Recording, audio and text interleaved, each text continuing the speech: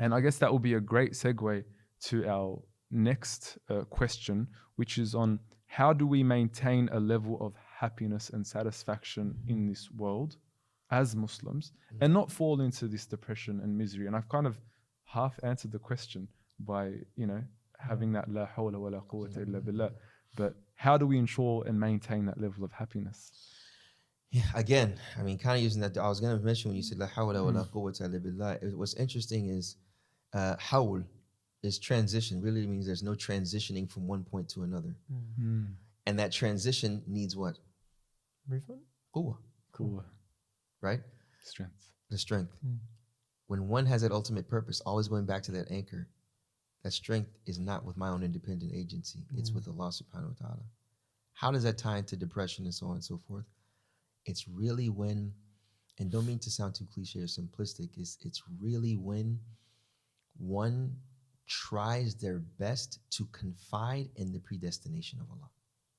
And I said that very intentionally. Okay, let's get that translated. Yeah, to that. Yeah. Say that one more time for us, Yeah. When one hit home. tries their best to confide in the predestination of God, right? Because when sadness left unkempt can lead to depression, right? Well, when one is sad, it's natural. But during that journey of sadness, if you will, it can either be a slippery slope that leads to depression, that leads to something much more detrimental. May Allah protect us from that. I mean, or it can lead to the sadness and you ask yourself, who brought this into existence? That made me sad.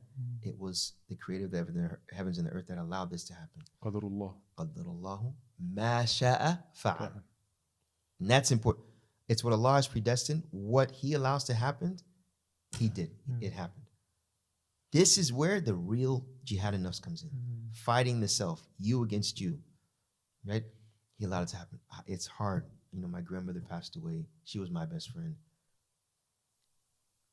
Inside of yourself, and you may even say, God, why did you do this? There's nothing wrong with initially saying, I don't understand why. But that struggle is what Allah loves. وَالَّذِينَ جَاهَدُوا فِينَا. Allah never negated the fact that there will be a struggle. And He never tells you how you're going to struggle.